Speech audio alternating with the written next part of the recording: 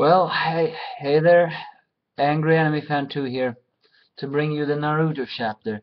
For those who watched, even though I don't think it was that many, yeah, I did not do a Naruto chapter last week. Why? Because, well, I really didn't think it was necessary talking about.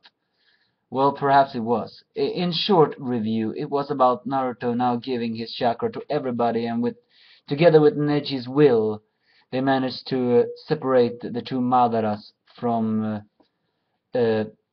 from the Jubi on the ground. And when I said two Madaras, you know why I said that. But now on to this chapter. Actually, I have to say, yeah, I approved of this chapter. Finally, I think we'll finally get some answers here. Either way, Orochimaru, Sasuke, and Co. is back in Konoha, but this time they are at a little bit farther away from the village, to the Uzumaki clan's house. Apparently they like to collect masks. Well, you see why. You will hear soon why these masks were of importance.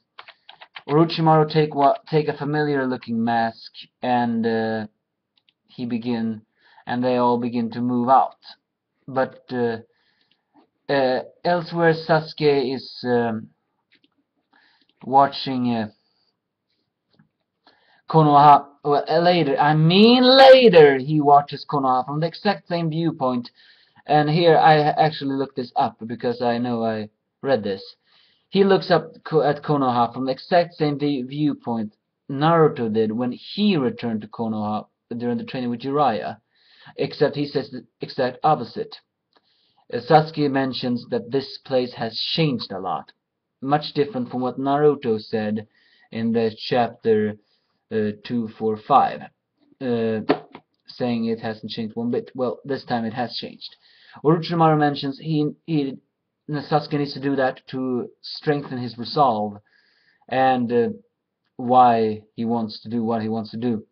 Because after all, whilst he still hates Konoha, he knows this is his birthplace. Then they go to the abandoned place in Uchiha, where underground tunnel, and we finally get revealed what that scroll is. By putting on the mask that Orochimaru took from the Uzumaki clan, he summons the Death God, and by using himself as a sacrifice, I mean the Shinigami cuts his own stomach, then he cuts Orochimaru. That releases the souls the Shinigami has imprisoned. And who are those souls? Well, we'll see soon. Elsewhere, Yugo draws out the white Setsu spores that Tobi no Obito planted on Sasuke. And, well, they are being used as sacrifice because, yeah, even Orochimaru's arms that he lost in the fight against the third Hokage came back, and now it appears he has never been able to use Edo Tensei Jutsu after this. And now when I think about it, did he ever use his hands again after switching body with that body that had that condition, you know? Yeah, I know that was confusing, but you know what I'm talking about. I mean, you had to. I mean, when the third Hokage tried to kill Orochimaru by pulling in his soul, he pulled in his arms instead. And that, then Orochimaru's arms became all suddenly ash-like again. I know there's a word for that, but let's just skip that for now.